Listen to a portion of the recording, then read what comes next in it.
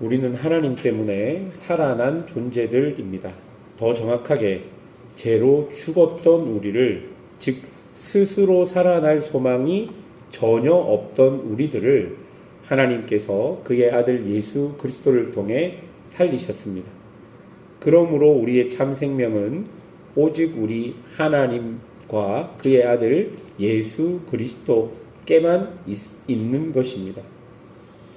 이런 맥락으로 오늘 본문을 보면 하나님께서 우리를 살리시기 위해서 어떤 일을 하셨는지 볼 수 있는데요. 첫 번째로 하나님께서는 죄와 더러움을 씻는 샘을 여신 분이십니다.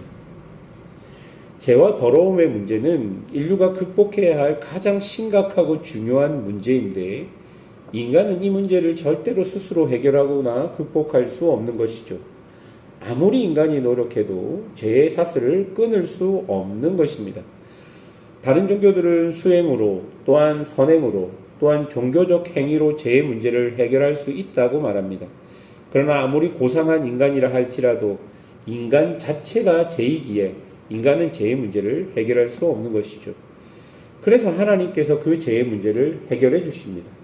죄를 짓고 죽음의 공포에 숨어있던 아담과 하와를 찾아오셨듯이 하나님은 직접 인간이 되셔서 이 땅에 오셨던 것이죠.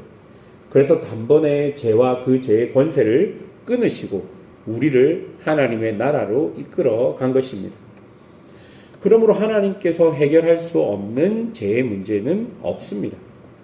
하나님은 친히 우리의 목자가 되시고 아버지가 되시고 구원자가 되심으로 하나님께 나오는 모든 사람들을 받아주시고 죄에서 자유하게 하실 것입니다. 바로 그분이 죄와 더러움을 씻는 샘을 여신 우리 하나님이신 것이죠. 또 본문을 통해서 우리가 볼 수 있는 것은 하나님께서 죄로 왜곡된 것을 바르게 회복해 주시는 것을 볼 수 있습니다. 2절입니다. 만군의 여호와가 말하노라. 그날에 내가 우상의 이름을 이 땅에서 끊어서 기억도 되지 못하게 할 것이며 거짓 선지자와 더러운 귀신을 이 땅에서 떠나게 할 것이라. 여러분, 구약의 역사를 보면 이스라엘은 역사 내내 우상 숭배와 거짓 선지자들을 끊어내지 못했습니다. 그래서 그들은 하나님에 대한 상이 왜곡되어 버리고 말았던 것이죠. 처음에는 농사를 짓기 위해 가나안 사람들이 섬기는 우상을 섬기는 것이 필요하다고 느끼며 그렇게 가볍게 시작된 우상 숭배였습니다. 그러나 그 우상 숭배는 이스라엘의 삶의 깊숙한 곳까지 침투하여서 하나님을 우상을 하나님처럼 섬기게 만들어버린 것이죠. 여러분, 여기에서 핵심은요, 인간의 욕망입니다. 우상 숭배는 사람의 욕망을 자극합니다. 그리고 그 우상을 숭배하면 내 욕망이 이루어진다고 믿게 되는 것이죠. 그런데 이런 욕망적 숭배가 우상 숭배를 넘어 하나님께까지 전달된 것입니다.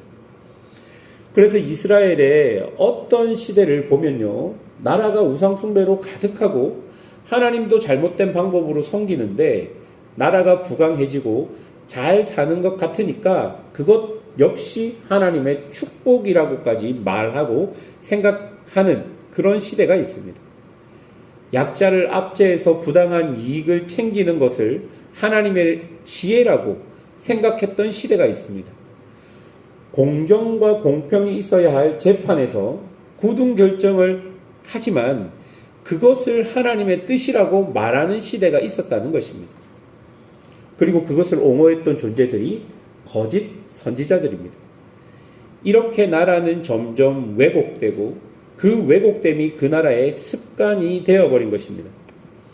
하나님께서는 이런 우상 숭배가 더 이상 기억되지 못하게 하겠다.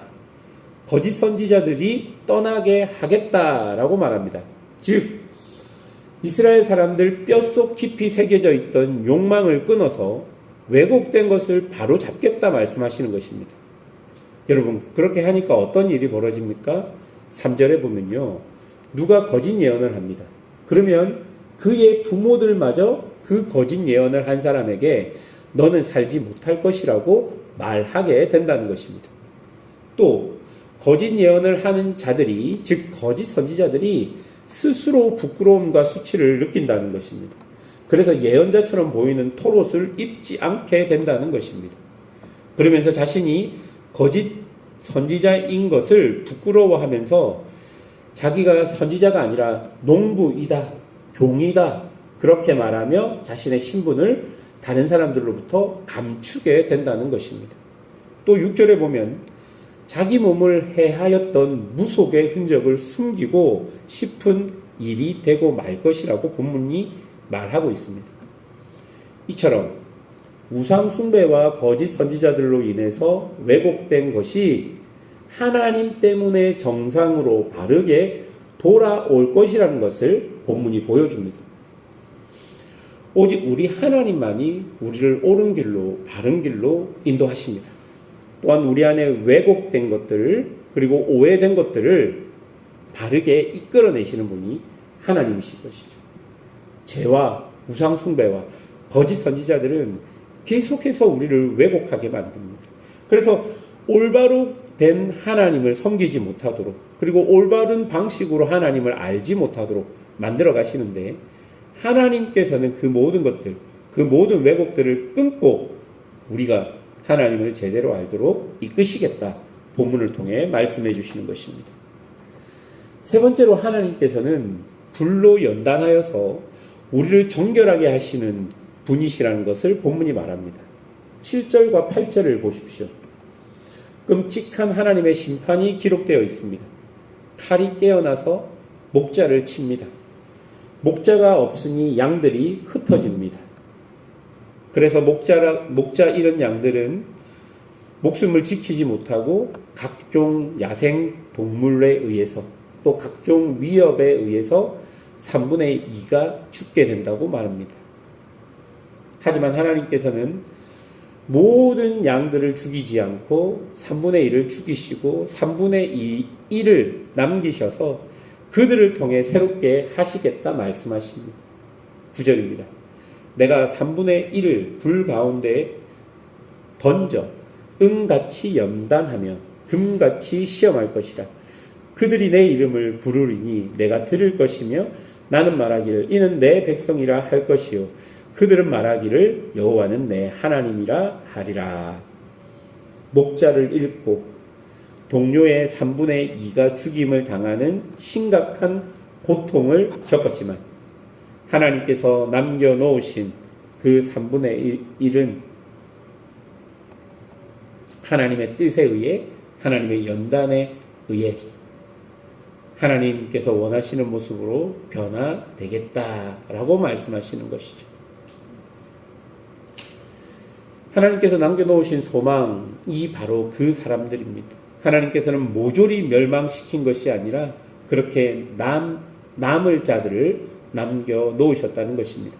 그리고 그 남은 자들을 통해 하나님은 시험과 연단을 통해 은같이, 금같이 그들을 만드셔서 결국 다시 언약에 합당한 자로 하나님의 백성으로 우리를 만들어 내실 것이다.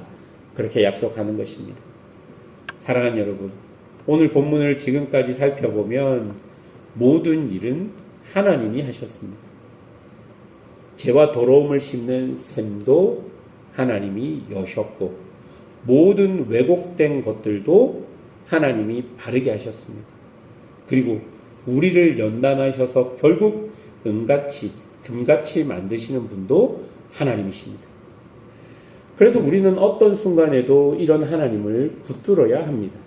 시험의 순간, 고난과 환난의 순간 우리가 견딜 수 있는 이유는요, 오직 우리 하나님인 것입니다.